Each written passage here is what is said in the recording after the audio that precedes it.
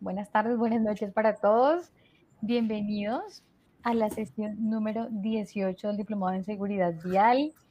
Eh, Esperamos que aprovechen al máximo esta sesión, que la disfruten. Por aquí nos están saludando Paula Andrea, Mateo Pardo. Buenas noches para todos, bienvenidos. Bueno, hoy tenemos un invitado muy especial, es el profe Jorge Eliezer Córdoba. Él ya nos acompañó en el módulo 3, está hoy otra vez con nosotros, así que también le damos la bienvenida. Gracias por estar aquí, esperamos todos aprovechar al máximo estos espacios. Nos saluda Manuel Guillermo desde Ibagué. Buenas tardes, por aquí tenemos de todas partes. Vladimir también nos dice buenas tardes. Bueno, por aquí ya estamos llegando todos. Nos saluda Sonia Peláez desde la Agencia Vial de Antioquia. Dice buenas noches para Jorge Córdoba y mis demás compañeros presentes. Buenas noches. Desde Buenas. Duitama, Boyacá, también nos saludan. Un cordial saludo desde Guadalajara de Buga. Bueno, bienvenidos. Por acá también hay más saludos. Desde Bucaramanga, bienvenidos. Por aquí hay de la movilidad de Soacha, desde Soledad Atlántico. Bueno, saludos a todos. Ya le podamos dar paso al profe Jorge Eliezer. Bienvenido. Puede continuar. Bueno, Natalie, muchísimas gracias a todos los que nos escuchan y están en este apasionante curso. Bueno, vamos a continuar con nuestro tema.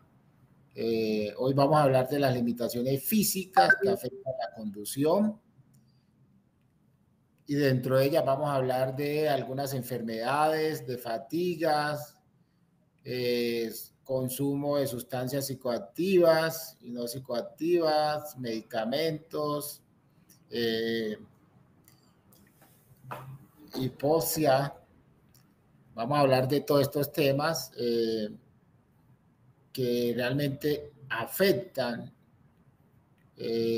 limitan la conducción y que generan accidentes, y muchos de ellos pues desafortunadamente generan muertes.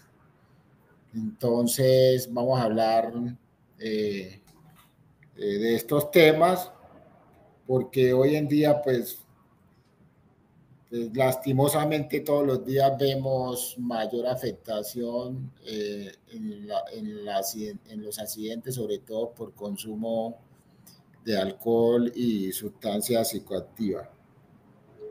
En el tema de la hipoxia, pues es simplemente la ausencia de oxígeno suficiente en los tejidos, ¿no es cierto?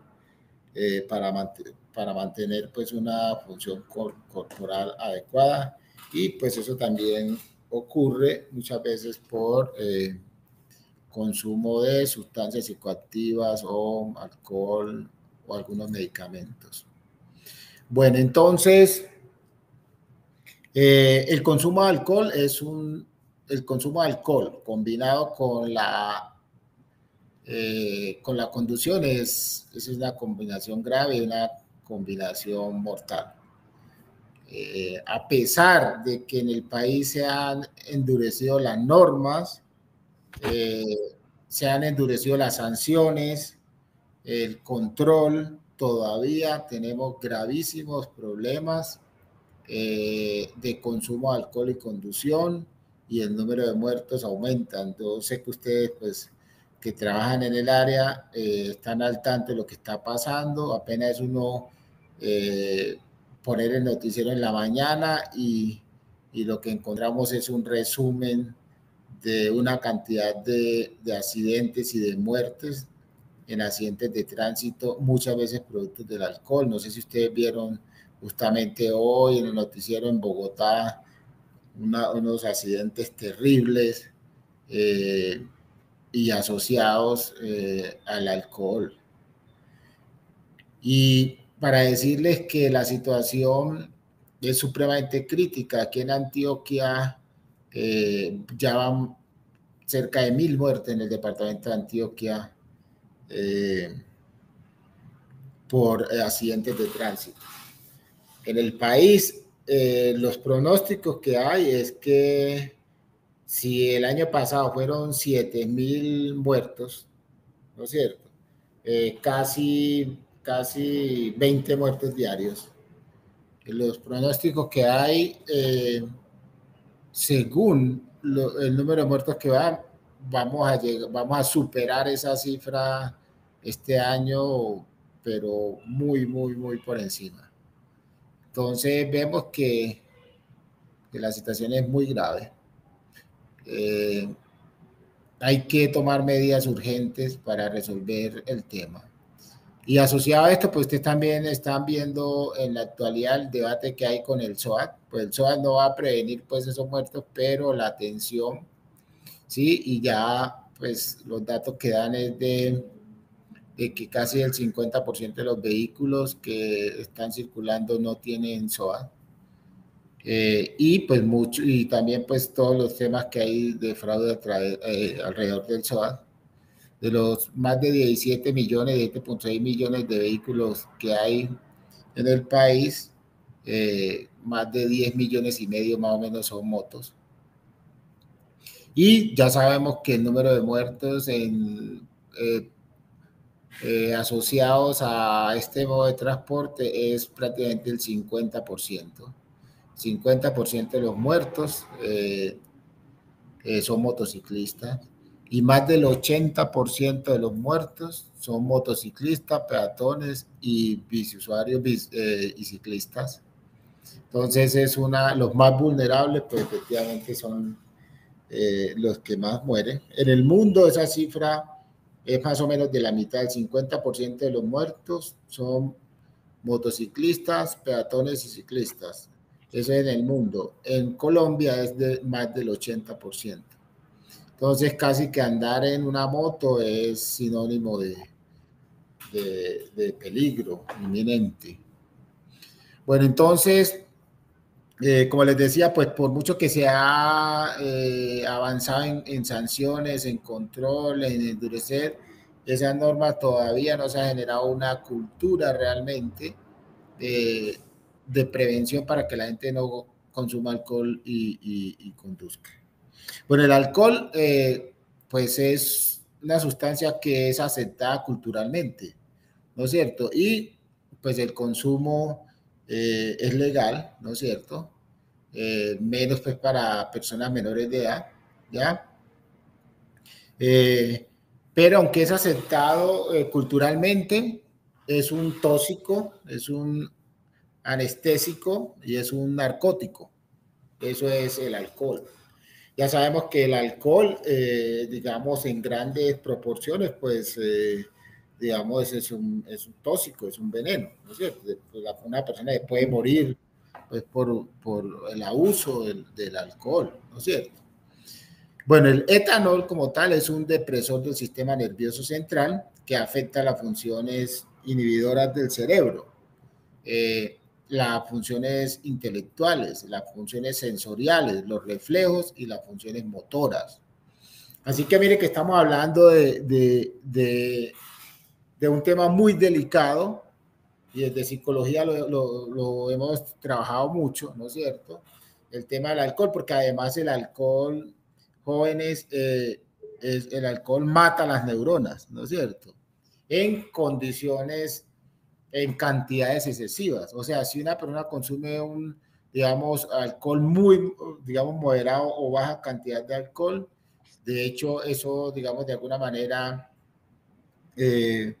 digamos, si una persona, digamos, está ansioso, puede relajarlo un poco, pero en la medida que la persona va aumentando la ingesta de alcohol en cantidades mayores, pues eso sí va haciendo daño en el sistema nervioso central.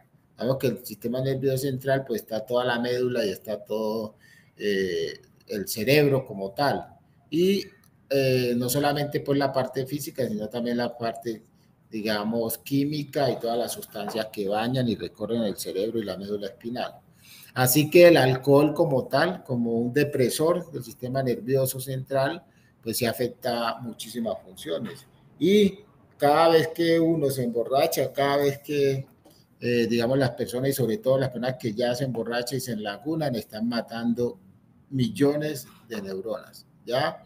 Afecta las funciones intelectuales, no solamente en el momento que está consumiendo alcohol, sino a futuro. Eso afecta la memoria. Entonces usted, por ejemplo, personas que consumen mucho alcohol, al final se encuentra que estas personas empiezan a perder la memoria, sobre todo la memoria, eh, inclusive la memoria de corto plazo.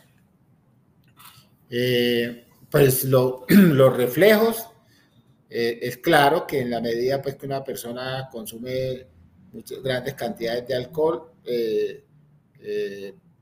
va a afectar los reflejos, todo el tema sensorial se afecta, entonces el proceso de reacción va a ser mucho más lento, ¿no es cierto? Las funciones motoras van a ser mucho más lentas y además también genera visión borrosa, ¿no es cierto? Y muchas veces, pues como lo vemos más adelante, también genera, digamos, como exceso de confianza, genera también disminución de la atención, la concentración también la afecta, la vamos a ver más adelante, pero el llamado es a que efectivamente no podemos combinar alcohol con conducción. O sea, no es menor pues el daño que efectivamente se hace a la persona que va manejando y también le hace a los demás, ¿no es cierto? Porque al accidentarse y con otro vehículo, pues está también está afectando a los otros. Entonces, como les decía, pues ese consumo de alcohol va a generar disminución de la atención, ¿ya? Y la concentración. Y aquí es muy claro y clave que ustedes sepan que uno de los mayores, digamos, responsables de la accidentalidad y de las muertes en accidentes de tránsito es la desconcentración.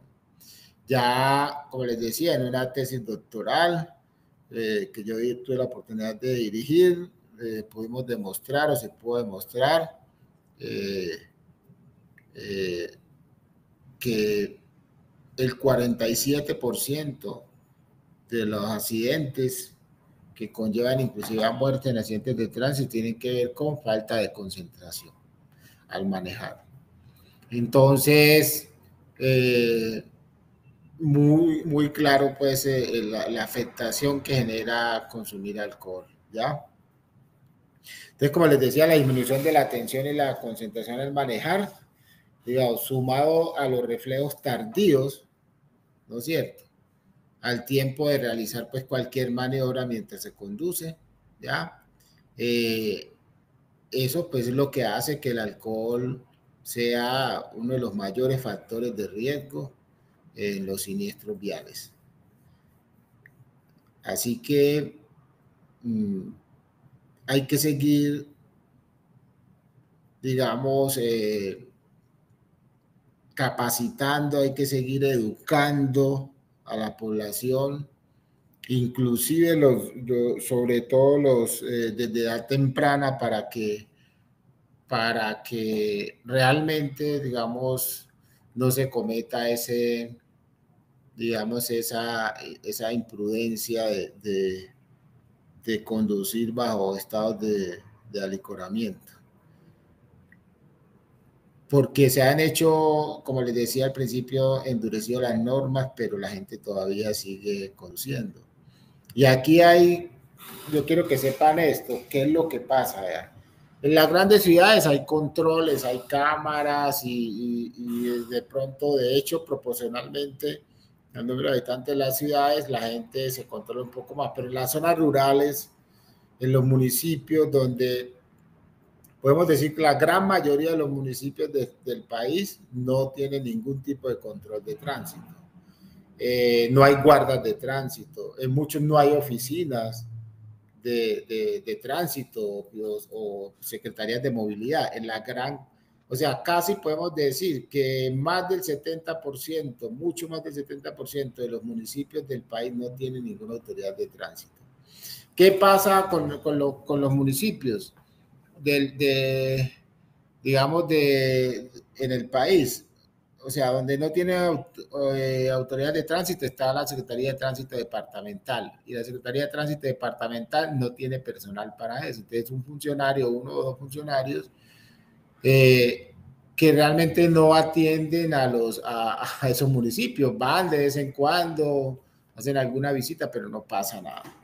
Y eso es la gran realidad. O sea, si cojan cualquier departamento donde ustedes trabajan, en la capital hay los municipios de las áreas metropolitanas, tienen Secretaría de Tránsito, y los municipios grandes, digamos, digamos como los municipios principales de las subregiones. De resto, ningún municipio tiene autoridad de tránsito. Muchas veces pues hacen convenios con la policía, y esos convenios muchas veces lo hace, digamos, como las gobernaciones para atender diferentes municipios, pero cuando esos convenios no se hacen, en ninguno de esos municipios hay autoridad de tránsito. Y eso pasa en la gran mayoría de los departamentos. Así que todos esos municipios están sin control. Entonces, ¿qué pasa? Pues la gente, como no hay ningún control y la gente no está educada, lo que hacen es que conducen bajo estado de alicoramiento. Hay una situación que pasa y le pasa a los seres humanos, y no solamente podemos decir pues que también pasa aquí, que solamente pasa en Colombia, pero ¿cuál es la situación? Mire, cuando una persona no está educada, digamos, en esto, y es consciente, efectivamente ya eso lo introyectó, ya sabe que no lo debe hacer, no debe manejar bajo estado de embriaguez. Entonces, si la persona no está educada, ¿qué pasa? Simplemente conduce bajo estado de embriaguez y lo que hace es calcular. Entonces, la persona dice, bueno, ¿qué probabilidad tengo en las ciudades por donde hay control? ¿Qué probabilidades hay de que a mí me cojan cuando voy del punto A al punto B y estoy manejando bajo estado de embriaguez? Entonces, si él sabe que la posibilidad de que haya un control es baja, él efectivamente toma, ¿no es cierto? Ahora, si ya sabe que, por ejemplo, las autoridades de tránsito, donde colocan los retenes, y él sabe que lo puede evadir, entonces también toma, ¿no es cierto? Si no está educado, ojo, si no está educado, entonces él hace eso, y si tiene alguna aplicación que le dice dónde está el retén, entonces también toma, o los otros conductores que le avisan. Eso es lo que pasa, él calcula esa probabilidad. Ahora, si la probabilidad es baja, seguro que va a tomar. Ahora, si la probabilidad es más alta, pero él sabe que puede de alguna manera evadir por cualquier situación, entonces también lo hace.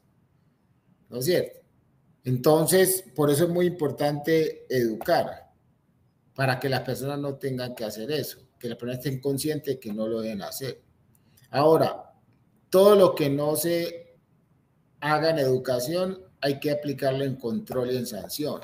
Esa es una ecuación que la verdad no falla. Si nosotros, una sociedad que no está educada, usted tiene que controlarla y sancionarla, ¿ya?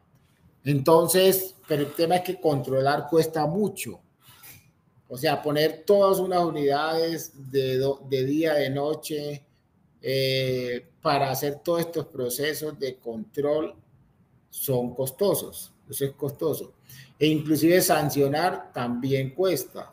O sea, porque la persona hace el control, se sanciona, y esa sanción también hay que tener todo un aparataje para poder recaudar todo lo que las personas van a pagar, y dónde van a pagar, dónde van a, digamos, a recibir los recursos. Si la persona lo sanciona no solamente pagando, sino con un curso, entonces ¿dónde lo van a hacer? O sea, todo eso son situaciones administrativas que también cuestan, y cuestan a las entidades. Generalmente, pues eso no se realiza pues como el costeo, y las entidades de pronto no hacen eso para saber cuánto se gastan, pero eso sí gasta recursos. Por eso alguna entidad ni siquiera lo hacen, porque no tienen los recursos para hacerlo.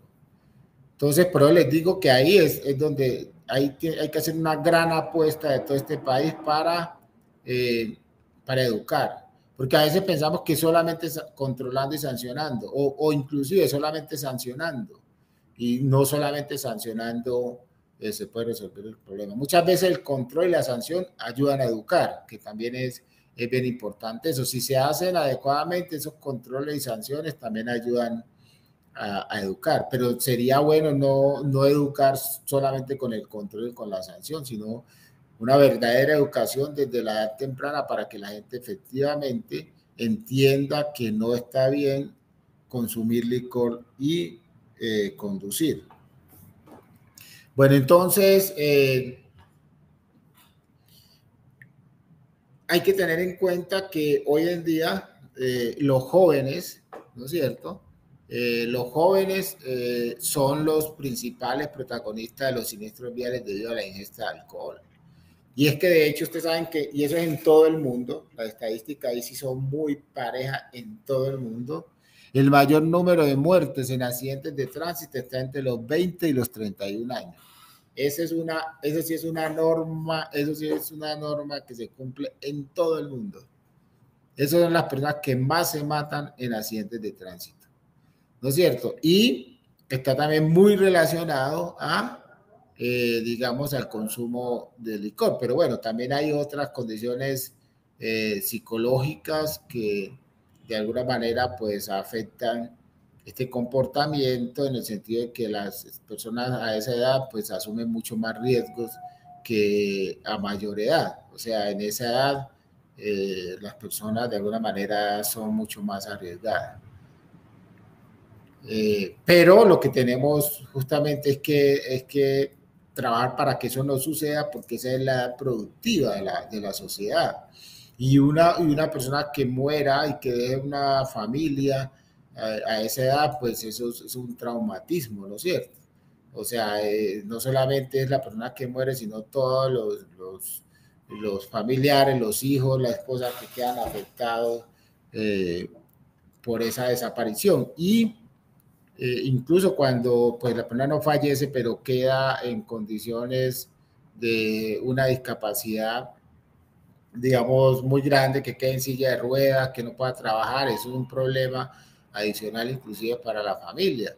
Y muchas veces que son, digamos, personas digamos, de estrato, digamos, bajos que tengan algún tipo de problema de recursos, pues eso va a afectar mucho más a ese hogar. Entonces eso lo que significa es que tenemos que trabajar muy fuertemente para prevenir ese consumo pues de sustancias psicoactivas. Bueno, pues ya sabemos que el nivel de alcohol se mide utilizando pues digamos el alcoholímetro, o sea una tasa de alcoholemia que se mide en gramos de alcohol por cada litro de sangre, ¿ya?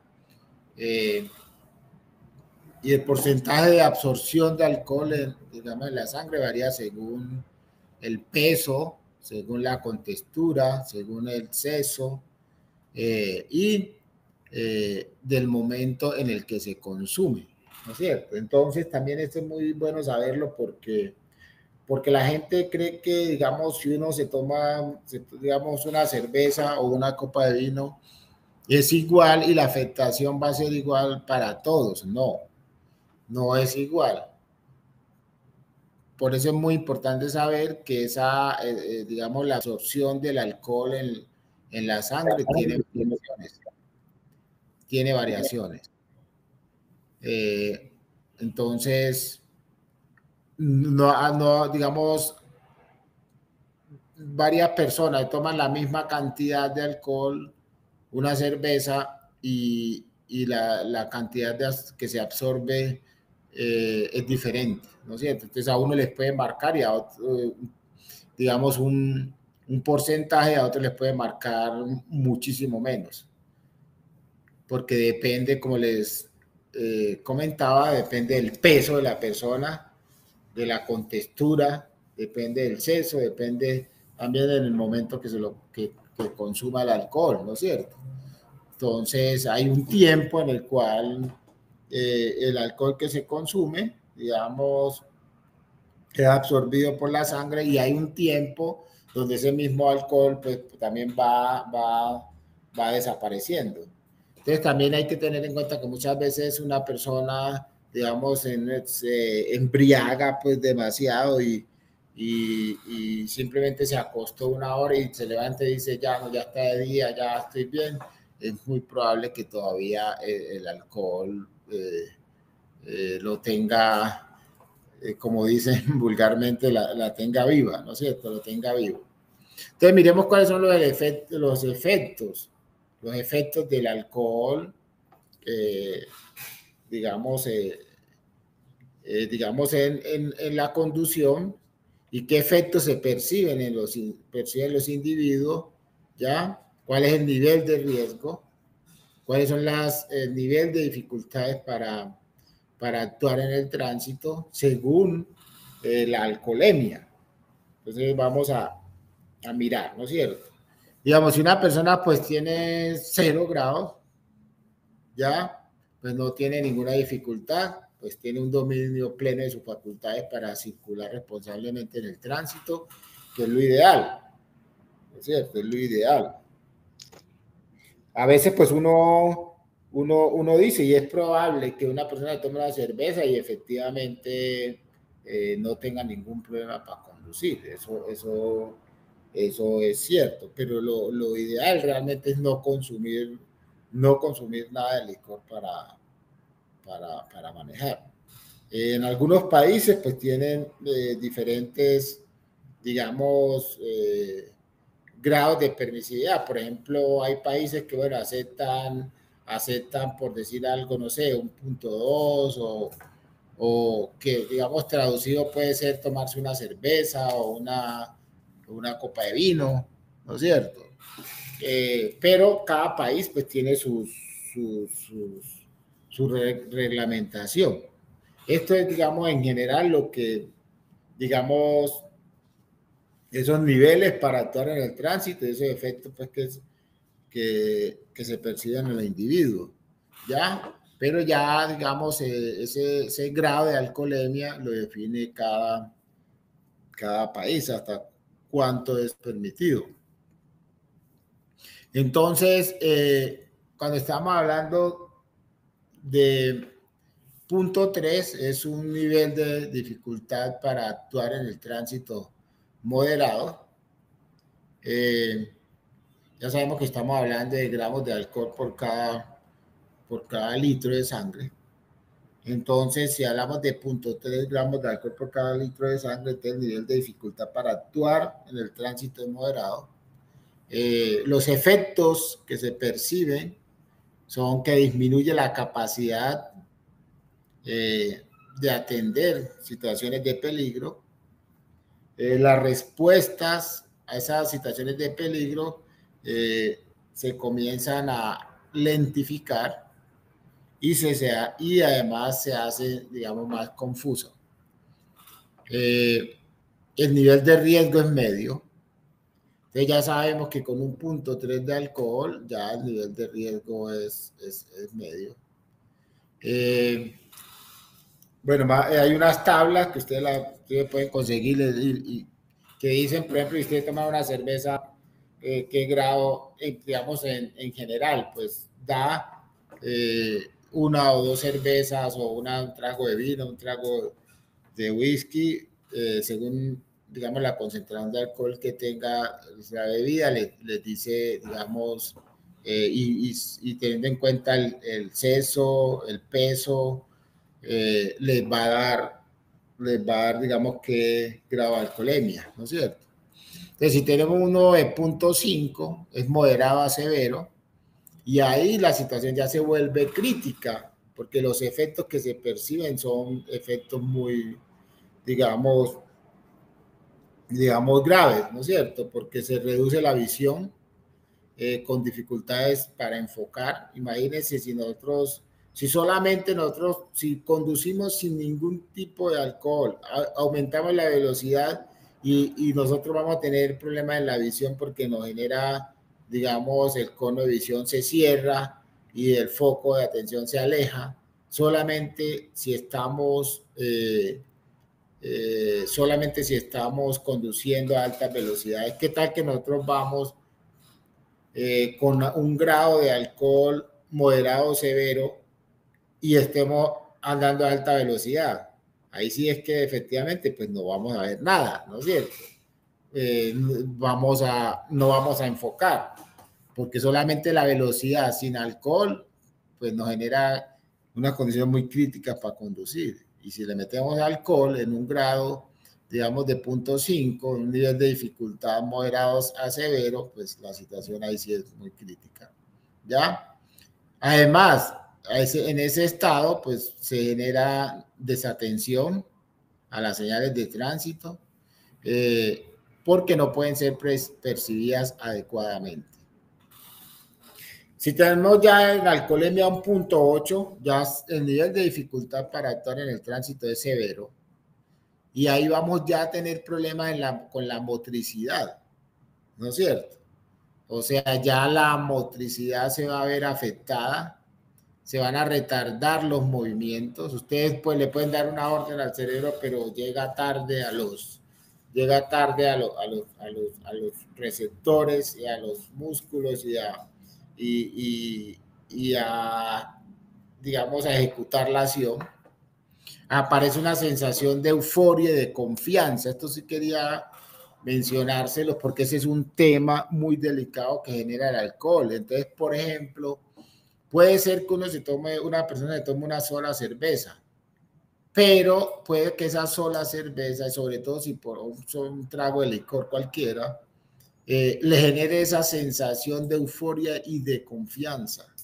Entonces pueda que efectivamente pues no tenga, digamos, las otras dificultades de enfoque o dificultades de pronto en la visión o en la motricidad, pero el tema es que sí le puede generar una sensación de euforia y de confianza. Ahora, por ejemplo, si es una persona que no está acostumbrada a tomar, es muy probable que inclusive con una sola cerveza a la persona le genere esa sensación de euforia y de confianza. ¿Ya? De pronto las personas que están muy acostumbradas a tomar, pues se toman una cerveza y no les da nada. ¿No es cierto? Entonces ahí hay que tener cuidado que eso también puede, digamos, el grado de afectación es diferente. ¿Ya? Eso podría generar un manejo agresivo, un manejo del vehículo de forma temeraria, ¿ya? ¿Y por qué? Porque simplemente se obedecen a impulsos sin generar ningún proceso de raciocinio. Entonces, ojo con el tema del licor y esa sensación de euforia que genera y de confianza que genera el licor. Ustedes han visto que de pronto a veces personas pues se toman un trago y esos, mejor dicho, eufóricos y, y desinhibidos, y ahí pues de alguna manera se nota muchísimo pues la extraversión. Si tenemos ya digamos una alcoholemia de 1,5, una alcoholemia de 1,5 pues es ya crítico, realmente pues no puede conducir, es ya un estado de embriaguez muy importante, ¿no es cierto? Un estado de embriaguez importante, donde los reflejos pues están alterados totalmente y pues la reacción es lenta. Además, esa reacción también es imprecisa, ¿no es cierto? La concentración se deteriora, igualmente digamos, la vista también se deteriora y es muy difícil mantener la atención, ¿no es cierto? Entonces, ya ese es un nivel de riesgo muy alto, muy, muy alto. Cuando una persona ya está en un grado de alcoholemia de 1,5. Pero un grado de alcoholemia de 2,5 es crítico, ¿no es cierto? No puede conducir, ¿ya? Es un estado de ebriedad completa. El individuo, pues, ya en ese caso está como narcotizado, con, digamos, una confusión casi total. Ahí sí la conducta, pues, es impredecible y, pues, no puede tomar decisiones con certeza. Entonces, por ejemplo, por frenar lo que hace es que acelera, ¿no es cierto? Y pues fácilmente pues se puede, pues se va a generar un accidente y un accidente grave, o sea, no coordina realmente ya en ese estado. Ahí se hace pues es muy crítica la situación. Y por último, pues tenemos aquí un grado de alcoholemia 3, crítico, no puede conducir tampoco, es un estado de ebriedad profunda, ¿ya? Algunos, pues en esta condición, algunos se quedan dormidos una vez al volante,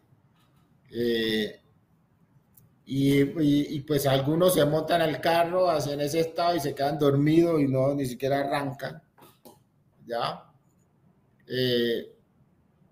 O llegan a algún punto y a un semáforo, a algún lado donde les toca pararse, alcanzan pues a desplazarse y ahí se quedan también, ¿ya? Pero aquí es donde ya hay una pérdida de la conciencia, una pérdida paulatina de la conciencia, ¿ya? Y eso es cuando ya hay pérdida de la conciencia, pues es previo a que a la persona le pueda dar un coma y pues principios de riesgos de muerte, que puede ser también por un paro cardiorrespiratorio, ¿no es cierto? Entonces, el alcohol realmente en esos extremos es supremamente peligroso. El nivel de riesgo en este caso es extremo y no solamente está pues el riesgo justamente asociado a la conducción, sino también hay un riesgo latente de morir, ¿no es cierto? En un estado de embriaguez de ese, digamos, de ese tipo. Bueno, entonces, cuando se superan, digamos, 5 décimas de gramo por litro de sangre, ¿no es cierto? La persona se encuentra en estado de intoxicación, ¿ya? Cuando se encuentra entre 0,5 gramos por litro de sangre y 1 gramo, se considera alcoholemia riesgosa y superando este último, el valor de alcoholemia, pues ya es peligroso. Pues ya ustedes conocen pues todos los equipos que hay para eso, pues si la gente trata de inventar un mundo de cosas que los aparatos no lo cojan, entonces ya en la vida popular, pues la cotidiana, la gente inventa un mundo de cosas pues para eso, pues más que inventar cosas para que el aparato pues no coja, lo que realmente sí tenemos que hacer es educarnos y dejar de manejar cuando estamos consumiendo bebidas alcohólicas. Bueno, hablemos ahora entonces del sueño. Bueno, eso sí digamos, nos puede pasar y lo que tenemos que de alguna manera es ser un poco más consciente y tratar de prevenir, porque bueno, efectivamente una persona, digamos, a veces, digamos, si está estudiando, le toca trasnochar y un examen ya en finales varios días de trasnocho, entonces, y efectivamente le toca manejar, es un riesgo, ¿no es cierto? Pero bueno, es una situación, pues, digamos, un poco diferente a que sea que se esté tomando un trago, ¿ya? Unos tragos. pero sí el sueño es un factor, digamos, adverso digamos, al proceso de conducción, ¿ya? Eh, ¿Por qué? Porque cuando pues uno se duerme, pues pierde el control del vehículo, ¿no es cierto? Entonces, en eso hay que pues, ser cuidadoso y qué bueno, por ejemplo, si uno está en carretera, o sea, muchísimos accidentes han pasado que la gente se duerme en carretera, lo que conocemos pues como el microsueño, ¿no es cierto? Eh, yo recuerdo una vez venía con algunas personas de la costa en una recta y alguien venía manejando, yo venía en el puesto del copiloto.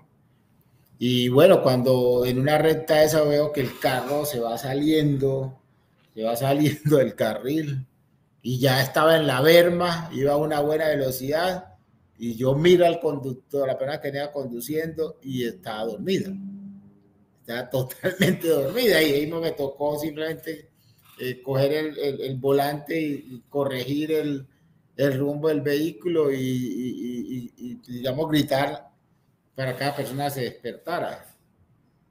Entonces, es una función, digamos, importante también en viajes largos, carretera, que el copiloto esté muy, digamos, atento al que va conduciendo. Entonces, ahí la función de la persona que va adelante es muy importante estar de alguna manera pendiente del que va manejando, en algún momento pues como preguntar, hablar, hablarle para acerca de cómo se siente pues en el volante y si efectivamente, porque a uno le pasa, ¿no es cierto? Le da sueño, es mejor parar. Es mejor parar en algún sitio y decir, bueno, no, ya no, vamos a parar 1 hora, 2 horas y me voy a, que va manejando, si no otra persona que maneje, voy a dormir, voy a descansar. Y si efectivamente, pues ya ahí es tarde de la noche o alguna cosa, es mejor dormir en un sitio que uno arriesgar y arriesgar la vida de los que vienen y de otras personas, los que van en otros vehículos, eh, por tema de sueño. O sea, son muchísimos los accidentes que pasan en las carreteras del país por este fenómeno del sueño, ¿no es cierto? Es realmente un enemigo del conductor. Eh, y sobre todo el microsueño, porque a veces, digamos, el microsueño llega efectivamente y da y la persona pierde una vez el control del vehículo, ¿no es cierto? Que es distinto, por ejemplo, cuando uno digamos, tiene sueño, que es uno va sintiendo pues que le va dando como esa, digamos, ese deseo de dormir, pero uno no queda dormido de una vez, entonces ahí hay la posibilidad de poder parar y todo eso, ¿no es cierto? Entonces, ¿cuáles son las alteraciones que se producen por la somnolencia? O sea, son varias, por ejemplo, disminución de la capacidad de reacción. Entonces, si uno tiene sueño, pues su capacidad de reacción va a ser afectada. Aumento de las distracciones. Y ya sabemos que la distracción y la falta de concentración pues, nos va a generar problemas de accidente. Alteraciones motoras. Entonces, no vamos a reaccionar de la misma manera. Usted que cuando la persona tiene sueño, entonces está como pesado, como todo el cuerpo pesado, los brazos, todo, ¿no es cierto? Entonces hay esa disminución de la capacidad, eh, digamos, motora. También la percepción es afectada. Ya sabemos que nosotros, pues para manejar, hay unos tiempos de percepción-reacción, ¿no es cierto? Cuando aparece el objeto, cuando lo vemos, cuando hacemos el análisis de que es peligroso, tomamos la decisión de frenar o de esquivar, eh, digamos, ese objeto. Entonces, todo ese tiempo de percepción y reacción va a estar afectado si tenemos un proceso, si tenemos, digamos, un estado de sueño, ¿ya? Eh, También tenemos, digamos, alteraciones en la parte sensoriales, principalmente en la vista. Entonces, si tenemos sueño, pues ya sabemos que pues vamos a tener, digamos, como esa pesadez, ¿no es cierto? Nos van a cerrar los párpados, pues los ojos. Entonces, y pues vamos a tener un cambio en el comportamiento. Entonces, el sueño, digamos, es un problema al conducir. Cuando generalmente pues pasa eso, muchas veces, por ejemplo, conductores en de transporte público intermunicipal. Muchas veces los conductores llevan muchas horas de viaje, a veces no tienen reemplazo, no, esos vehículos no cargan dos conductores. Entonces ya mucho tiempo estar sentado en la misma actividad, eso puede generarle sueño, ¿no es cierto? Y pues si muchas veces llegan a su destino, duerman muy pocas horas y les toca devolver otra vez. Y sobre todo en épocas de vacaciones donde las empresas doblan a los conductores porque es la época donde todo el mundo está viajando y mucha demanda, poca oferta, entonces pues quiere la gente aprovecharlo, la empresa aprovechar esos momentos y ahí es donde abusan de alguna manera de los conductores y los ponen a doblarse, a triplicarse en turnos y generan accidentes que conllevan a muerte. Entonces llegan las vacaciones y empezamos a ver el aumento del número de muertes en accidentes de tránsito y de transporte público intermunicipal, general los buses. Bueno, la fatiga o el cansancio también es un factor, digamos, muy crítico y que genera accidentes y muertes digamos, porque la gente no puede descansar, porque la gente está fatigada, el conductor está fatigado, ¿no es cierto? ¿Ya? Entonces, cuando aparece esa fatiga, cuando el conductor pues no tiene descanso durante mucho tiempo, ¿ya? Muchas veces también puede dar fatiga el entorno, ¿no es cierto? Un entorno, no sé, congestionado, con ruidos, con contaminación, todos esos factores pueden afectar, ¿ya? También puede generar fatiga el tema relacionado y cansancio el tema relacionado con el vehículo. Puede generar eso, digamos, un vehículo en mal estado. Eso también puede generar que se esté varando, que eso puede generar, digamos, también fatiga en el conductor, ¿ya? Y factores propios del conductor, como estados emocionales, la alimentación, y en este caso, pues mucha alimentación, o sea, quedar demasiado lleno, eso puede generar fatiga, puede generar cansancio, puede generar somnolencia. Una persona que haya ingerido demasiado alimento, ¿no es cierto? Y que inmediatamente va a conducir.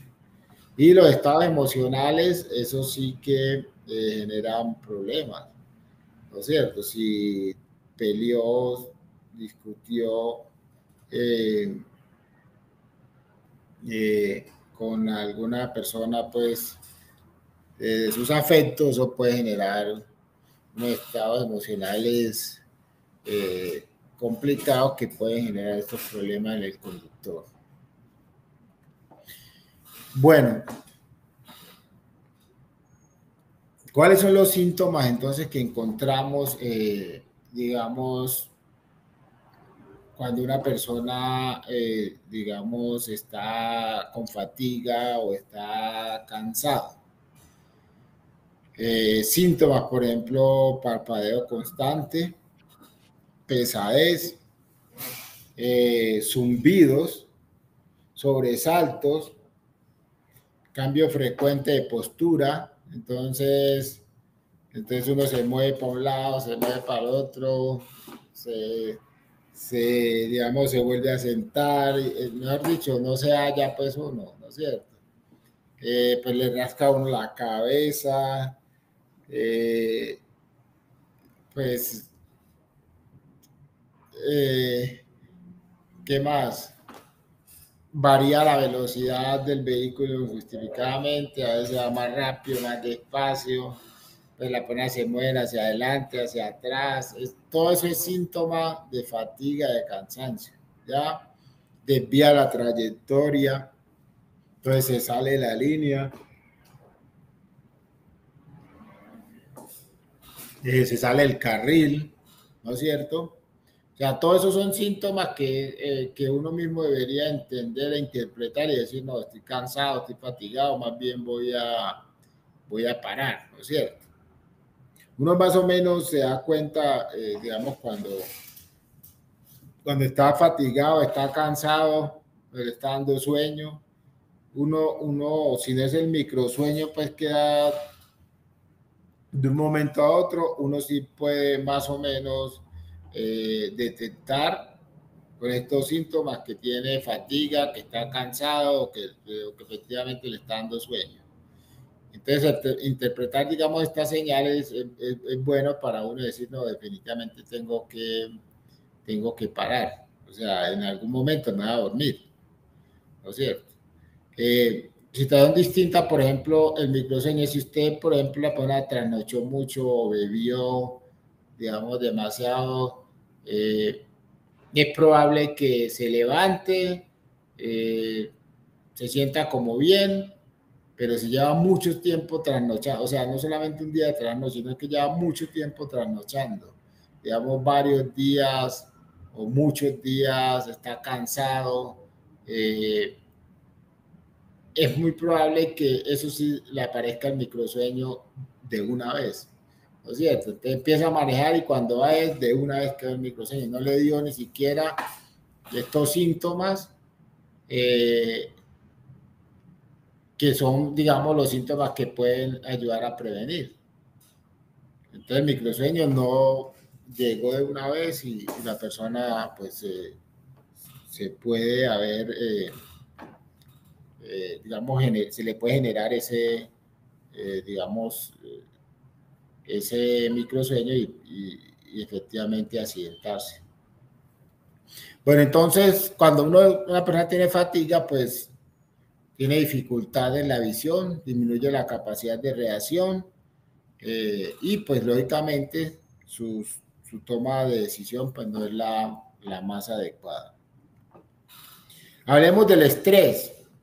Bueno, y el estrés sí es un tema bastante crítico que se presenta en la conducción. Y ya pues hablando de estrés, pues hay mucho que decir, ¿no es cierto? Desde cómo se origina el estrés y todo lo que el estrés, digamos, genera, ¿no es cierto? Entonces, digamos, el estrés es un estado psicobiológico generado por hiperactividad, aparece por una sobreciencia física, psíquica o puede ser por ambas. O sea, tanto uno le puede generar estrés, estar sometido a unas altas temperaturas o a bajas temperaturas, como se le genera un estrés si pierde el empleo, si tiene una separación, si tiene digamos, una pérdida de un familiar, cualquiera de esos, digamos, de esos aspectos puede generar estrés, ¿no es cierto? Cualquiera de esos. Entonces, el estrés pues va a generar problemas en la conducción, ¿no es cierto? En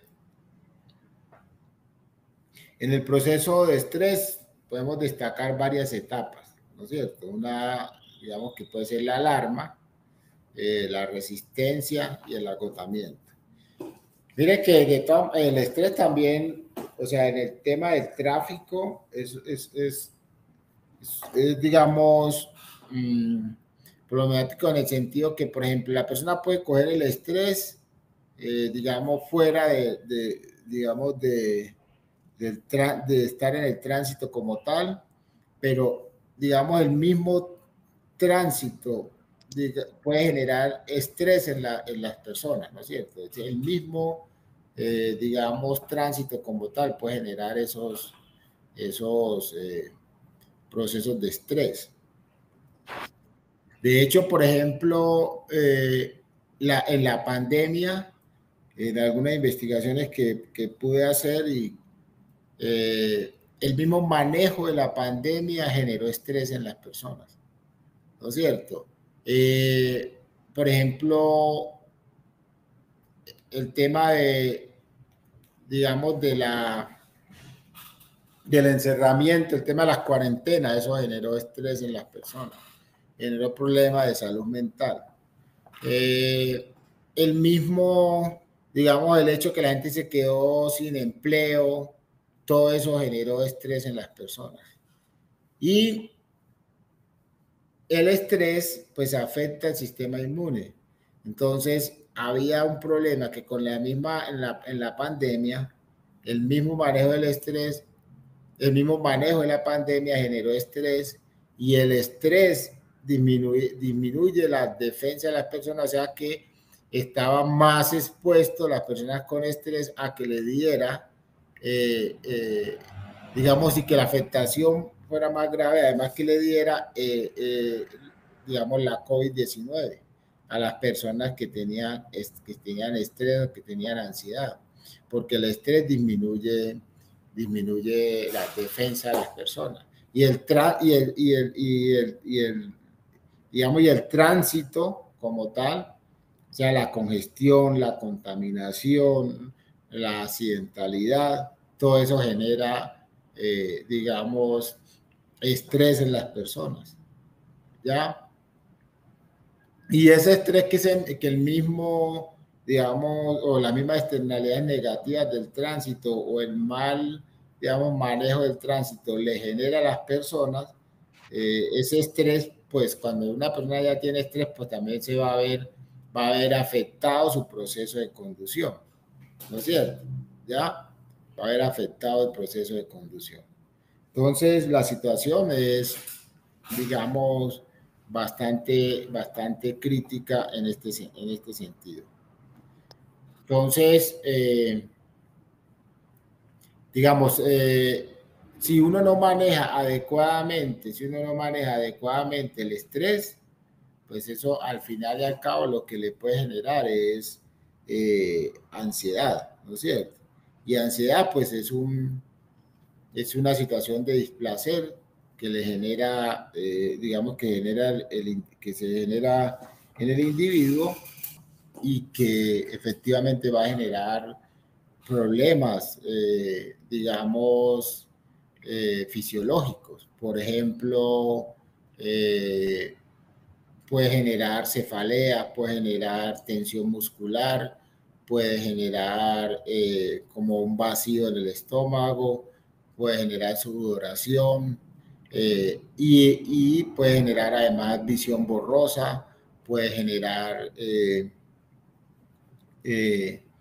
digamos, afectar la percepción. Entonces miren que un fenómeno, por ejemplo, como la pérdida de un ser querido, por ejemplo, una afectación grave emocional, puede generar estrés, ansiedad, y miren que esas consecuencias que genera es, en algunos casos hasta parecida a lo que puede generar, digamos, algún grado de alcohol. Entonces miren que afectaciones psicológicas pueden llegar a generar afectaciones, eh, eh, digamos, fisiológicas y que afectan el proceso de conducción. Porque si yo tengo, digamos, cefalea o tengo tensión muscular o tengo visión borrosa por problemas de estrés y de ansiedad, voy a tener problemas falta de concentración además, voy a tener problemas en la conducción y me puede generar un accidente y no me he tomado un trago. Entonces miren que es muy importante, digamos, todos estos aspectos psicológicos, tenerlos en cuenta, digamos, en la afectación que pueden generar en un conductor. Entonces hay que controlar. Y hoy en día, pues ya sabemos que después de la pandemia, la afectación, digamos, en salud mental se ha disparado en el país, bueno, y a nivel mundial. O sea, la pandemia generó muchísimos problemas de salud mental y eso hay que trabajar en ello, las autoridades deben de trabajar en eso porque la afectación es bastante grave después de la pandemia. Y sería muy bueno, y de hecho debe ser motivo de investigación, la disparada enorme en accidentes de tránsito que están en muchas partes del mundo, y aquí nos vamos a referir a Colombia después de la pandemia. Entonces, en pandemia en el año de pandemia tuvimos 5.000 muertos, 5.500 muertos, ya en 2021 pasó la pandemia y ya tenemos más de 7.000 muertos. O sea, es un incremento. Y ahora, 2022, la cifra pues va a ser superada con creces los 7.000 muertos. Entonces, algo también generó, digamos, alguna afectación también generó la pandemia, que la gente también se está matando. Y eso que por ejemplo, nosotros tenemos ciudades muy congestionadas, y en las ciudades muy congestionadas, por ejemplo, como Bogotá, Medellín, digamos, de alguna manera la congestión previene los accidentes graves, ¿no es cierto? O sea, cuando una ciudad está congestionada hay más choques leves, o sea, hay más choques, pero son menos graves que cuando la ciudad está, digamos, tiene menos congestión. Pero ¿qué pasa? Que entonces cuando hay menos congestión, hay menos choques graves pues, de nivel de muerte, pero apenas pasa la congestión, la gente al parecer pues quiere, muchas veces pues lo que no pudo hacer, no pudo correr en la parte congestionada, la va a correr cuando ya no está congestionada, y es donde se mata. ¿No es cierto? O si salen de una zona que está congestionada y van a una zona que tiene un flujo libre, entonces ahí con toda la velocidad y ahí también se mata. O entonces si por el día está congestionada en la hora pico, entonces ya viajan de noche sacan toda la velocidad y ahí también es donde se mata. Por eso muchos de los muertos, pues gran cantidad de muertos suceden los sábados en la noche y los domingos, ¿no es cierto? Sábado, amanecer, domingos y los domingos, ¿no es cierto? O en la hora gris a las 6 de la tarde. Entonces es muy, digamos, digamos, importante prestarle atención a todos estos fenómenos. Bueno, entonces,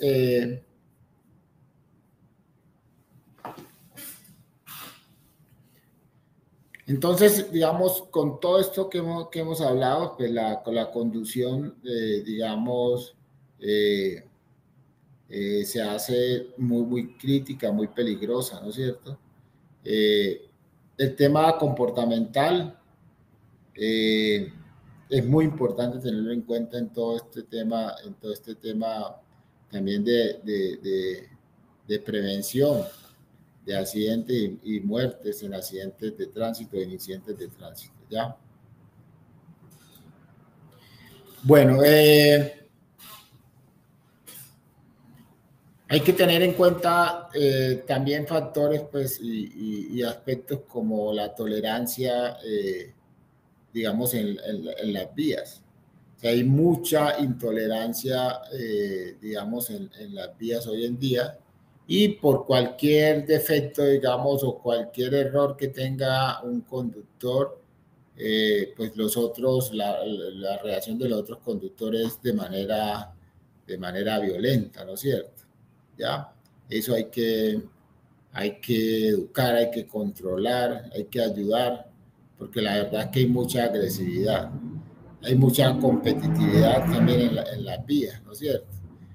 Pues no, ni qué decir de los fenómenos que ya sabemos que se presentan, por lo menos en Medellín, de las competencias ilegales a altas horas de la noche en las vías, ¿no es cierto? Uno entiende que sí, efectivamente, me faltan espacios para esos deportes a motor, pero eso no tampoco pues es la excusa para que se hagan esas competencias ilegales a altas horas de la noche en muchos sectores.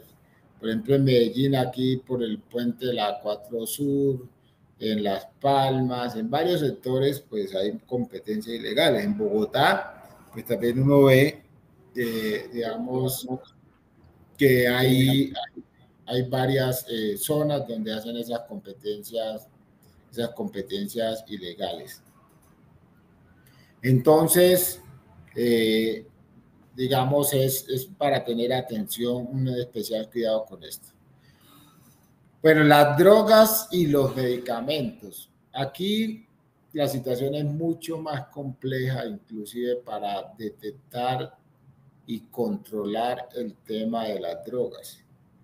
Y las drogas, pues, como su consumo ilegal.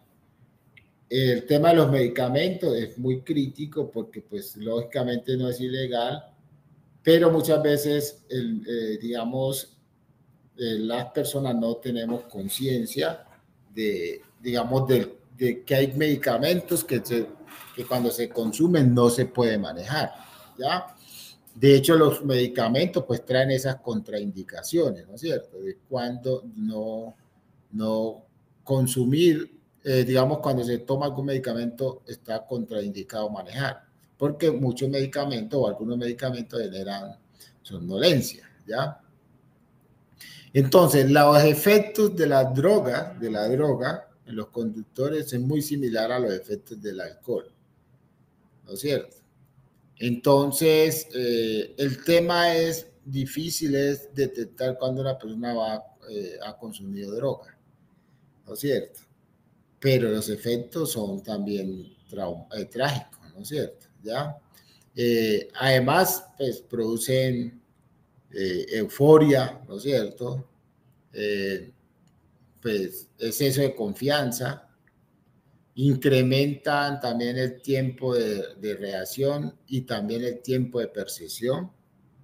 Hay una mala valoración del riesgo, o sea, las personas que consumen esas sustancias pues valoran muy mal el riesgo.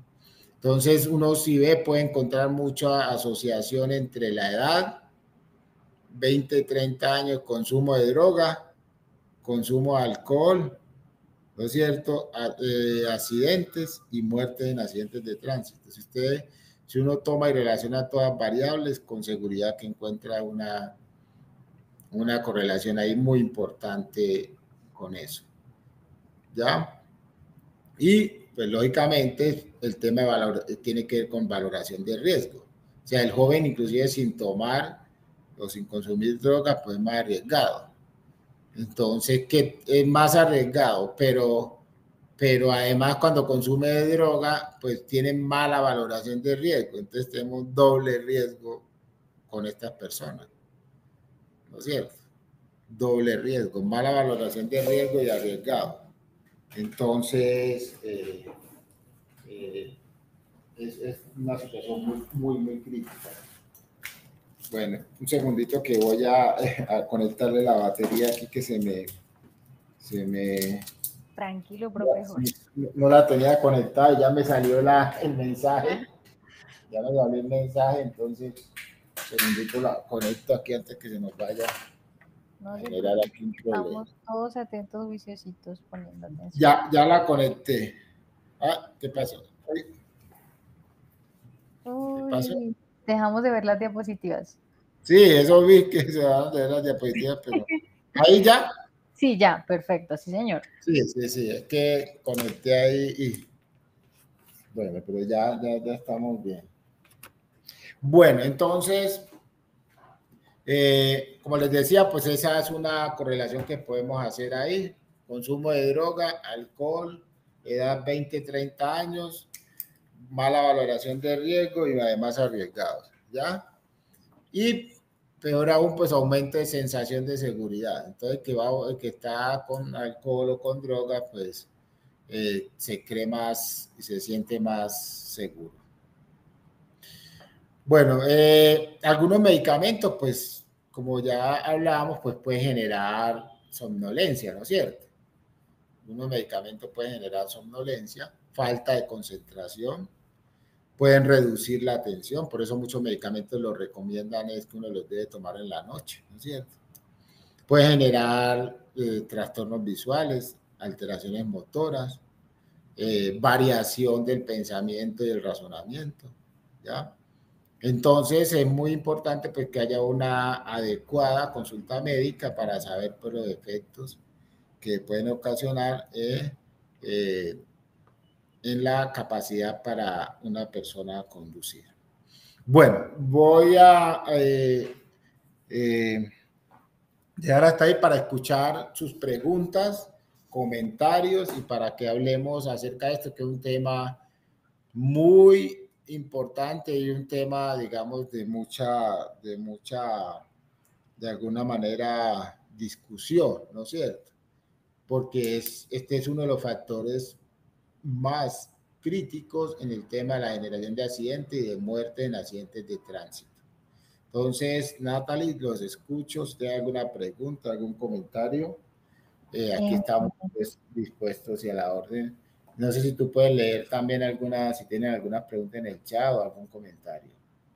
bueno, comentarios, profe, durante la sesión ha habido bastantes. Ellos han ido interactuando a medida que se ha desarrollado la sesión. Sí.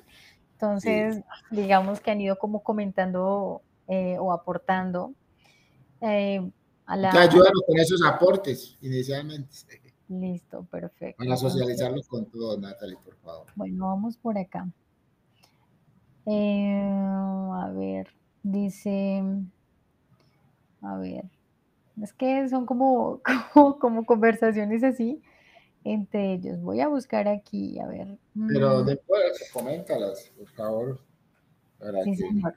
Aquí dice, ingeniero, teniendo en cuenta que el estrés llega en el momento menos pensado, ya sea por inconvenientes en la vía u otras situaciones, ¿qué se puede esperar de este conductor para que no cause un siniestro vial? Muy bien, vea, es que de hecho el estrés, de alguna manera, digamos, uno puede tener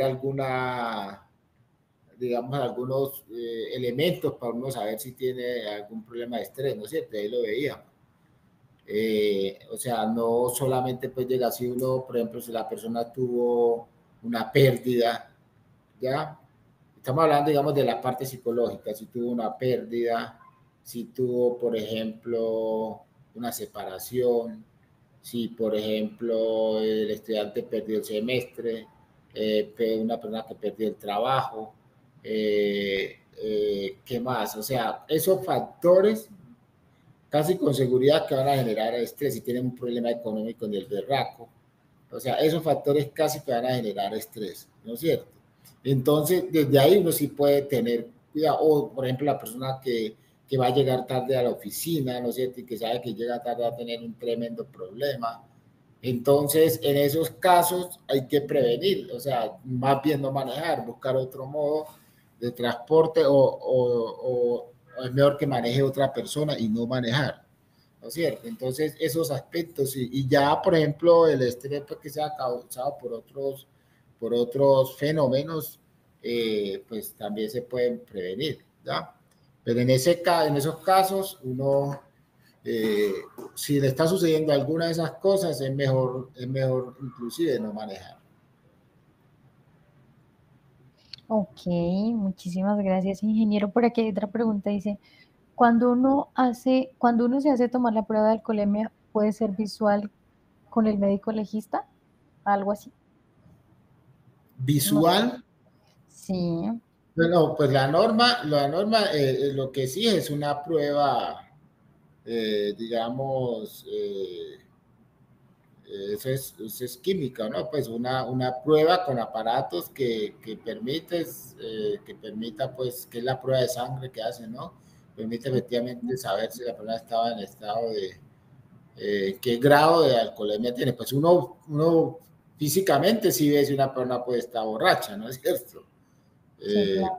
Eso se ve, pues, ¿no es cierto? O si usted pues le puede hacer prueba física, pues que camine haciendo el 4, bueno, o que camine por una línea, usted le puede hacer, y de hecho antes usaba cuando no habían estas pruebas de alcoholemia, usaban, en algunas secretarías de tránsito usaban eso, ¿no es cierto? Habían varias pruebas físicas que le ponían a hacer a la persona, caminar por una línea, caminar haciendo el 4, bueno, cosas así.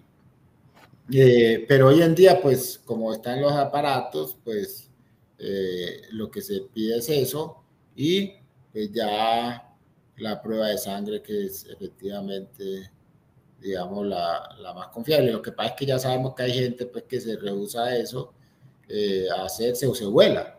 Lo más, lo más común es que la gente se vuela porque porque sabe porque saben que van en estado de embriaguez, entonces ya cuando se presentan, presentan a los 2, 3 días, pues ya no, ya pasó el efecto. Ok. Listo. Listo, por aquí nos preguntan y dice, profe, ¿cómo educar a una persona que le guste tomar pero conducir? No se le sancione, sino que se le dicte una charla sobre el peligro de ingesta de alcohol. ¿Cree usted que esta persona con eso va a cambiar su comportamiento? Vea, con una sola charla, la verdad es que yo no creo. Yo no creo que con una sola charla la persona cambie ese comportamiento. Yo pienso que debe ser un proceso mucho más completo, tiene que ser un proceso mucho más complejo para que la persona que tiene, eh, digamos, un problema de adicción al alcohol pueda, deje, digamos, de hacer eso. O sea, primero, si la persona tiene un problema de adicción al alcohol, lo primero que hay que tratar de hacer es que la persona, digamos, se cure de eso, ¿no es cierto? De esa adicción, ¿ya? Eso sería, digamos, un trabajo que hay que hacer y que hay formas desde el punto de vista de psicología, cómo ayudar en esos procesos, para que las personas pues puedan, digamos, dejar de consumir licor, ¿ya? Y, digamos, para que una persona, digamos, que sea un bebedor social, que no sea pues un alcohólico como tal, deje de consumir alcohol, no, eso no solamente con una charla, ¿no es cierto? Eso hay que hacer un proceso de concientización, digamos, de capacitación, digamos, y eso permanente. Eh, Hay una cosa importante que, digamos, eh, de alguna manera, digamos, ese cambio que se da en una persona funciona mucho dependiendo de quién, digamos, influye para ese cambio, ¿no es cierto? La persona a quién le cree. Entonces, por ejemplo, aquí en el país o por ejemplo en Antioquia, lo que se ve es que, por ejemplo, hay mucha influencia de lo que digan los padres y sobre todo lo que diga la madre. Las personas hacen mucho caso, o sea, usted, por ejemplo, le puede decir a una persona, no haga esto, o se lo puede decir la ley, o lo puede decir el guardia, lo puede decir el alcalde. Pero la gente, por ejemplo, ahora, y si no la va con el alcalde dice, hace lo contrario de lo que el alcalde dice. Pero, por ejemplo, la gente todo el mundo tiene a quién creerle. Entonces, digamos, a quién le cree, por ejemplo, una persona le cree a lo que dicen los papás, por ejemplo, en nuestra cultura y en la cultura pequeña es muy marcada, pues acá, que se le cree mucho a la mamá, ¿no es cierto? La importancia que la persona le dé a quien se lo diga. Si, por ejemplo, eso se tuviera en cuenta, eso era muy importante para transmitir ese mensaje de que no se debería conducir para estar bajo del licor. Entonces, si le dice el papá, la mamá, la esposa, si por ejemplo se lo dice el hijo, ¿no es cierto? Eso sí es un mensaje que llega, ¿no es cierto? Porque le da mucha importancia a la persona a quien le está diciendo eso. Por ejemplo, los medios de comunicación. Los medios de comunicación son importantes para educar, pero si la gente no le cree a ese medio de comunicación, o sea, pierden tiempo haciendo eso por los medios de comunicación. O, por ejemplo, aquí se utiliza mucho que cogen cualquier figura pública, porque un famoso para esas campañas de educación vial. Pero es que no importa que la persona sea famoso, no, es que la gente sí le cree a ese famoso, porque usted puede ser famoso y la gente no le cree. Entonces, si la gente no le cree, esa campaña es una pérdida. Pero esas campañas, el problema es que esas campañas no pueden ser solamente de la noche a la mañana y que no tengan continuidad y que no sean sistemáticas. Hay un tema que para cambiar cultura necesitamos 10 años. Entonces es un problema porque, por ejemplo, en 4 años una alcaldía viene y hace tiene unas políticas, ¿no es cierto?, de educación y inclusive tiene también políticas en el tema de aplicando pues la norma de control de sanción y de educación. Pero llega otra administración en los 4 años siguientes y cambia todo eso porque no le gustó o porque fue el alcalde anterior. Empiezan de cero, ya haga de cuenta que borró. Si fue bueno o malo lo que hicieron allá, ya eso se borró. Entonces empiezan con otra en 4 años y así cada 4 años cambian, entonces no hay nada sistemático. Eso no funciona. Eso no funciona porque eso no va a cambiar cultura, eso no va a cambiar la forma de la gente actuar. Para cambiar eso tiene que ser sistemático y más o menos eso demora 10 años. Entonces, como tampoco no se sabe eso, la gente se frustra y hace unas cosas y esto no baja, las cifras no bajan, entonces cambian, entonces las cifras no bajan. Aquí ha habido muchos intentos. Por ejemplo, que hicieron una campaña y que las estrellas negras que pintaban en las calles donde había habido muertes, no sé qué. Eso lo hicieron un tiempo, después como que no les pareció, no dio resultados, eso se acabó. Después pues, cogieron unas figuras como fulano de tal en Bogotá, que era el que hablaba de seguridad vial y pues como era una periodista, no sé qué, entonces también. Esas cosas así no funcionan mucho. Por ejemplo, Mocus trabajó mucho en el tema de cultura ciudadana y no sé qué, eso está dando como su resultado, pero después eso se cambió. Y así estamos cada vez haciendo cosas diferentes y eso no ayuda a cambio de cultura. Así sea bueno. Ok. Sí.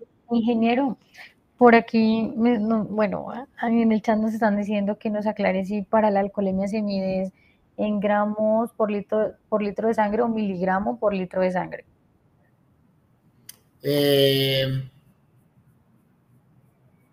Muy buena pregunta. Yo creo que es miligramos. Qué pena, pero yo creo que es miligramos por litro de sangre. Ok, sí, solo tenía la duda ahí. Sí, yo creo que es miligramos. Bueno, sí, señor. Profe, por aquí nos comenta Gustavo Adolfo Núñez, dice, ¿por qué no se exige a los establecimientos que venden bebidas alcohólicas que ofrezcan por obligación bebidas con grado de 0,0 grado de alcohol? Porque dice que muchas veces que se va a compartir, los establecimientos no dan esa opción con la excusa de que ese tipo de bebidas no se vende. Entonces él dice que debería ser obligatorio en todos estos establecimientos, hasta en las tiendas de barrio.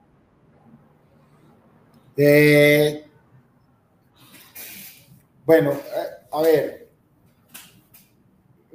yo pienso que pues de ser obligatorio, pues yo no creo que sea pues digamos como,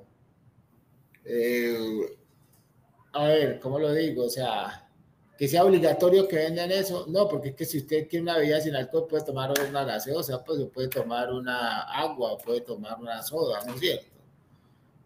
que es muy conveniente y que se recomiende eso, sí, pero pues decir que sea obligatorio que vendan eso, pues no, porque igual tampoco no es obligatorio que la persona vaya a esos sitios a consumir, pues entonces, mmm, pues digamos, ese punto es bien interesante, pero muy parece complicado que uno diga que obligue a que vendan tal cosa. Es como así como obliga entonces que vendan una cerveza en alcohol, entonces tiene que decir a todo el establecimiento, yo lo obligo a que venda agua, o lo obligo a que venda soda, o lo obligo a que venda jugo, lo obligo a que venda. Yo creo que este tema de obligación ahí es complejo. Yo pienso que diría pues como una recomendación. Ok, Sí. bueno. Bueno, voy a leer por aquí como, no sé, una última pregunta, profe, usted me dirá. Bueno, hacen como un contexto, dicen, los trastornos de comportamiento, dice, los trastornos de comportamiento, la depresión, ansiedad e incluso estados paranoicos inciden en la conducción, llevan a la incapacidad de conducir. El ordenamiento contempla suspensión o cancelación de la licencia por esta condición, pero dice que en la práctica poco o casi nunca se hace. Entonces dice, ¿existe estadística de suspensión o cancelación de licencia por enfermedad o incapacidad mental? Oiga, muy buena pregunta. O sea, yo estadística realmente no conozco de eso. O sea, no conozco que haya estadística efectivamente por eso, por cancelación, digamos, por ese tipo, porque justamente es muy complejo, como le dice la persona ahí, digamos, de detectar todo esto, ¿no es cierto? Es muy difícil de detectar. Entonces, yo creo que ahí es una gran responsabilidad de las personas que saben que tienen esas afectaciones no conducir y la educación para que ellos comprendan que no deben conducir. Pero estadística, la verdad, no conozco y sería muy importante tener esa estadística. Sería muy importante tener la Sería estadística. muy No, interesante. sí, sería muy interesante, pero no las conozco porque es que además es muy difícil de detectar eso. O sea, la persona que tiene eso no lo dice, ¿no es cierto? No lo manifiesta y entonces también cómo se hacen las estadísticas si efectivamente la persona de alguna manera oculta eso, Sí, ¿ya? claro. Uno se mide en niveles de ansiedad. Exactamente, no, la gente no acude, eh, digamos, muchas veces ni siquiera acude a consultas y eso, entonces es muy difícil, ¿sí? Ok. Listo, profe, pues eso sería por el momento como las preguntas más relevantes o comentarios así que hay en el chat. Bueno, muy bien, entonces, pues si hay alguna pregunta y si no, pues entonces les agradezco la atención y nos vemos pues todavía tenemos por allá otra sesión, no sé, como la 9, no sé. Sí, bueno, entonces si tienen más preguntas, por favor, estamos aquí La pueden hacer. pendientes en el chat antes de que de pronto se empiecen a salir. Tenemos un anuncio muy importante. Vamos ahorita a pasarles un link porque vamos a empezar también a llenar asistencia a través de un link, o sea, vamos a tener dos mecanismos de registro de asistencia. Entonces, les voy a pasar ahorita el link por el chat para que estemos pendientes. Ahí ya se los acabo de compartir, por favor, para que puedan registrar su asistencia. Mientras tanto, si tenemos más preguntas, las podemos hacer por aquí, por el chat, aprovechando que todavía nos queda un poquito de tiempo. Profe, yo sí tengo una pregunta. Claro, Natalie, dale, con todo gusto. Eh, en otros países sí existe esto de medir como los estados de ánimo o tal vez el estrés o la ansiedad, como para decirle a la persona no puede conducir o tampoco. O sea, realmente, o sea, pues que haya, digamos, como una política que le midan exactamente para eso, no, pero sí le prescriben. Por ejemplo, si una persona tiene una situación de esta, comenta, si va donde digamos, el médico, el psiquiatra o, digamos, le prescribe no conducir. O, por ejemplo, cuando le dan un medicamento, también le prescribe el médico no conducir cuando, eh, cuando consume ese medicamento. Entonces, Mm, eso sí pasa, pero no hay, digamos que sin tener esa condición o sin haber consultado, digamos, vamos a buscar a las personas que tengan esto y le vamos a decir no pueden manejar, no. O que en la calle le vamos a coger y le vamos a decirle, vamos a hacerle este examen sí, y le claro. vamos a hacer este examen, pues como se le hace al de alcoholemia y le dice, usted tiene esto, entonces como tiene ansiedad y tiene esto, no puede manejar. Eso Complicado. Mm, no se hace, pero Natalie, de hecho, lo que se está, la pregunta es muy importante porque yo creo que a futuro eso se debería hacer. Es que a futuro eso se debería hacer. Usted debería, inclusive, podría hacerle pruebas de ese tipo. Pero o por ejemplo, personas que usted vea que tenga muchas, sea muy reincidente, por ejemplo, en infracciones, ¿ya? Por decir algo, eso podría ser un indicador de algo y decir, bueno, vamos a hacer estas pruebas a esta persona porque por esta y esta situación y encontramos que esa persona tiene estos tipos de trastornos. Podría ser eh, que de ahí se limitara la conducción. Ahora, mm, eso podría aparecer cuando se saca la licencia o cuando se revalida. Pero entre el proceso de revalidación de la licencia, que son varios años, pueda que sí. aparezca, pueda que aparezca un trastorno de ese tipo. Ahora, por ejemplo, con lo que hacen aquí en Colombia en el tema psicológico, nada de eso van a encontrar. Ningún tipo de trastorno van a encontrar, porque es que lo que le hacen a uno cuando uno va a sacar el pase, uno va a revalidar el pase, eso en la parte psicológica, eso es nada. Se le hace a uno dos preguntas y cosas y ya, eso no hay, no, con eso Y no salió. detecta. ¿Ah? Sí, o sea, es como rapidito y ya, o sea, no se brinda como mucha información. No, con eso no detectan nada. Entonces, porque uno no le hacen realmente no le hacen pruebas psicológicas para saber si uno tiene problemas, afectación de salud mental y temas de estrés o de ansiedad o de problemas que dificulten efectivamente o si tiene algún problema, digamos, psicológico grave, puede ser alguna esquizofrenia o algún problema de trastorno límite de personalidad o cualquier problema, cualquier trastorno, en eso que le hacen a uno aquí, eso no detecta nada. Ok, sí, entiendo. Bueno, aquí tenemos otra pregunta. El profe Pastor Willy dice, ¿cómo hacer con los conductores de camiones que utilizan sustancias para dirigir más tiempo de lo permitido? O sea, gravísimo, eso de hecho se debería, bueno, eso, bueno, hay varias cosas. Uno, eso es un tema muy delicado para los mismos conductores, ¿no es cierto? Porque utilizar esas sustancias, cualquiera que sea, pues al final y al cabo, eso sí le hace efecto temporalmente, pero eso con el tiempo pues va afectando. Es que el organismo no está diseñado para eso. O sea, usted puede tomar muchas cosas para no dormir, pero en algún momento le cobra factura porque uno necesita dormir. El cuerpo necesita descansar, necesita dormir. O sea, al momento, pues ellos hacen eso, pero al final terminan con graves enfermedades, se están ellos mismos matando lentamente. ¿No es cierto? Es como si que está bebiendo se pone a tomar esa energizante y todo eso. Al final, al cabo, el cuerpo, o sea, el cuerpo estira, pero llega un momento que revienta. Sí, ¿Ya? sí, sí. Entonces, lo primero que ellos están haciendo es un grave daño a ellos, ¿no es cierto? A su salud, ¿ya? Segundo, pues ahí sí, digamos, desde el tema de control es muy difícil detectar eso, ¿no es cierto? Porque no es una sustancia ilegal, pues si no es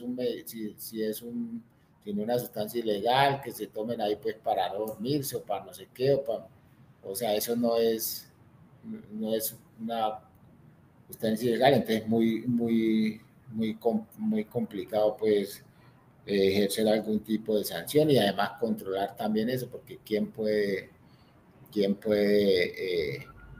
digamos, controlar que se tomó algo. Pero lo que sí se puede controlar y sí se controla en muchos países es el tiempo que un conductor puede estar al frente de un vehículo, eso sí.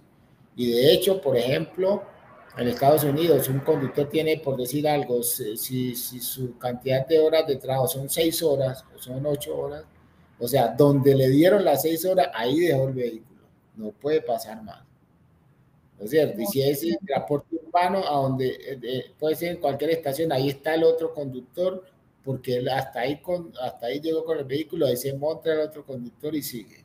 Y si son transporte interurbano, o sea, carreteras, llevan el otro conductor ahí. Y cuando superan las horas, tienen que parar. Ellos tienen ese control. Y de hecho, pues ahora los vehículos pues ya tienen GPS y todas las cosas y desde las mismas empresas ya saben que el conductor no puede estar al volante más de tantas horas y tiene que parar y ellos controlan por GPS. Además, inclusive en algunas partes pues el conductor tiene paradas que son obligatorias después de tantas horas de conducir, tiene que parar y tiene que descansar tantas horas. Eso sí está, digamos, el control está ahí. Y si, por ejemplo, el control se hace, pues no tienes necesidad el conductor no tendría necesidad de meterse medicamentos, pues. ¿Sí está claro? Ok, listo. Profe, tenemos por aquí otra pregunta. Sí. Dice, Carlos Arturo Ríos nos pregunta, ¿puede la policía de tránsito, cuando no hay convenio, apoyar a los organismos de tránsito que no tienen agentes ni inspector de tránsito en controles, realizando pruebas de alcoholemia, pero que sea el secretario de esa jurisdicción quien firme el comparendo? Bueno, mira, ahí es claro, o sea, si la policía no está contratada por la entidad municipal para eso, la policía no puede sancionar ni puede hacer eso, ¿sí me entiende? El policía, eh, digamos, si la persona se va a volar o alguna cosa, podrá, digamos, hacer su labor de policía. Pero si no es autoridad de tránsito, eh, porque exista un contrato, un convenio con la administración municipal y estén designados para eso, no lo pueden hacer. ¿Ya? Mm, No pueden hacerlo. El policía no puede actuar si no es una autoridad de tránsito. sí, señor. O, por Mm, ejemplo, donde puede actuar, digamos, inclusive ni la policía del ejército, donde en zonas, digamos, rurales, donde no hay ninguna autoridad, ¿no es cierto? Ahí ellos pueden ayudar a regular el tránsito y las cosas, pero en el tema de control, sanción, son las autoridades de tránsito que pueden hacerlo. mm, bueno, por acá vamos a ver qué más nos preguntan. Dice, aquí está haciéndose exámenes de cabello para detectar consumo de drogas. ¿Eso es lícito para tener licencia de conducir?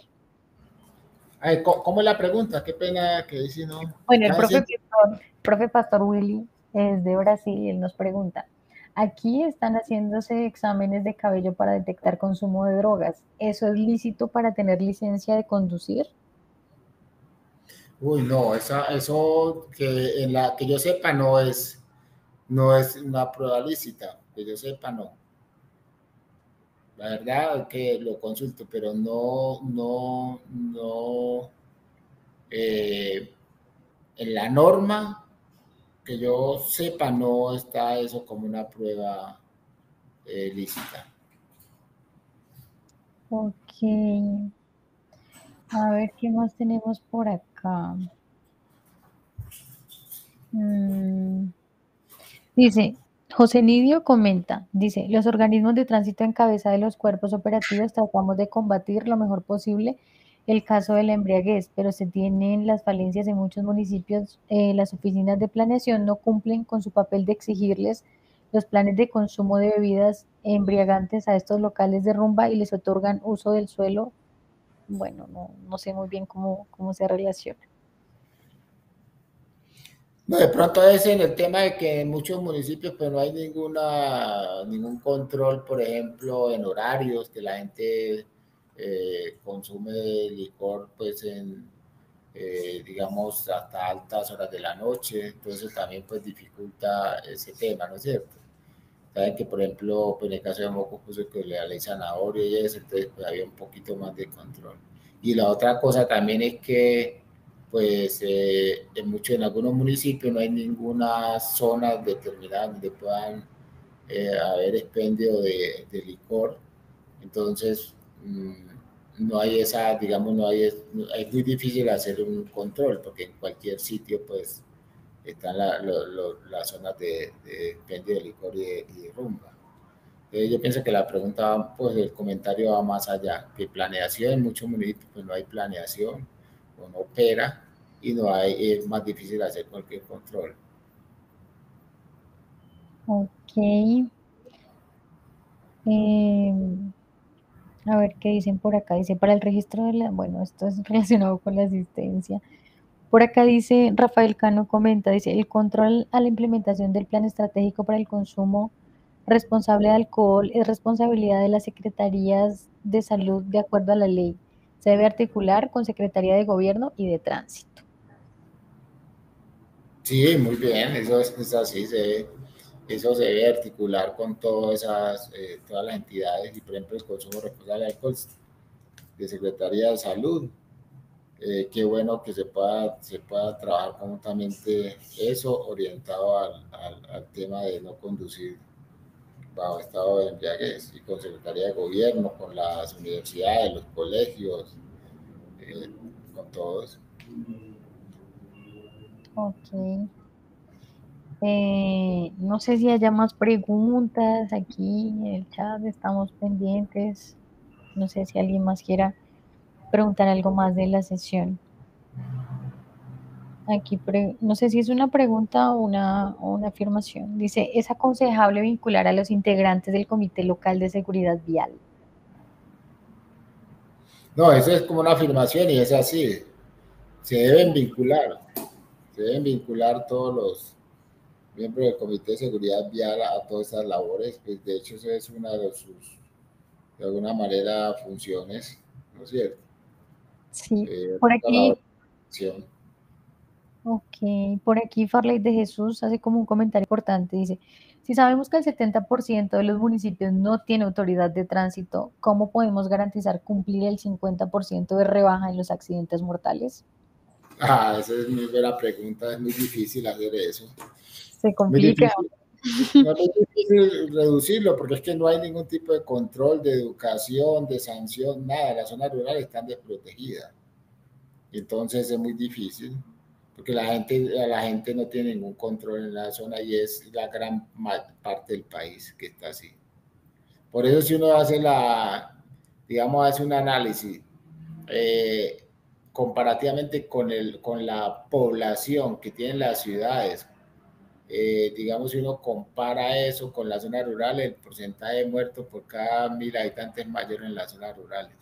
O sea, por decir algo, Cundinamarca pone más muertos en proporción de población que Bogotá. Por ejemplo, y el resto de Antioquia pone más muertos comparativamente con la población que Medellín, ¿no es cierto? O sea, si Antioquia tiene 5 millones de habitantes, Medellín en el área metropolitana tiene 3.600.000, y acá hay 4 millones, o sea que por fuera de esta área metropolitana hay 1.400.000 más o menos, por decir algo. O sea que si usted compara el número de muertos que ocurren en una población de 1.400.000, comparado a lo que ocurren en 3.600.000, digamos, ocurren más muertes en Antioquia que en el área metropolitana. ¿No es cierto? Habiendo muchísimo más vehículos aquí, pero pues están casi todos concentrados aquí. Entonces, Ok. ese es el tema, porque es que allá no hay control, las zonas urbanas rurales no tienen ningún control, nada. Sí. Eh, ingeniero, tenemos otra pregunta por aquí. Dicen, ¿qué se debe hacer cuando tenemos un accidente con lesionado lo llevamos al hospital, pedimos prueba de embriaguez y ellos dicen que sin noticia criminal no pueden hacer el examen. Ay, qué pena otra vez. A ver, ¿cómo es? Dice, ¿qué se debe hacer cuando tenemos un accidente con lesionado? Lo llevamos al hospital, pedimos prueba de embriaguez y ellos dicen que sin noticia criminal no puede o no se puede hacer el examen. O sea, por eso, el examen, o sea, pero ¿qué tienen que hacer? Llamar a las autoridades si sucedió un accidente, si fue un accidente y la persona está, se sospecha de estar en estado de embriaguez, pues tiene que mediar, digamos, una autoridad pertinente para solicitar esa prueba de embriaguez. Entonces, lo que tienen que hacer es solicitar a la autoridad para que hagan esa solicitud de la prueba de embriaguez. Listo, perfecto. Bueno, por aquí hay otra pregunta. Julio Gómez nos dice, quisiera saber cómo actuar contra un centro médico o contra el mismo, ya que no aplica en debida forma la metodología para la aplicación de una prueba física de embriaguez y por la misma mala práctica, el comparendo en audiencia se cae. Ah, sí, pero eso es cierto, pero ya me he ido mejorando. De hecho, aquí ya hay como unos centros que están, que tienen como la normatización para poder hacer esas pruebas, ¿no es cierto? Ujú. Entonces, ahí pues sí es llamado a cumplir, digamos, como con la norma para que no se caigan esas pruebas. Ok.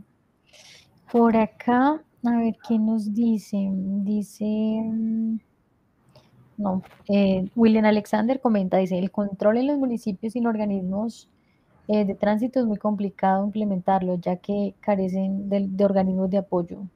Bueno, ahí nombrar unos organismos de apoyo. Acá tenemos otra pregunta de Rafael Miranda.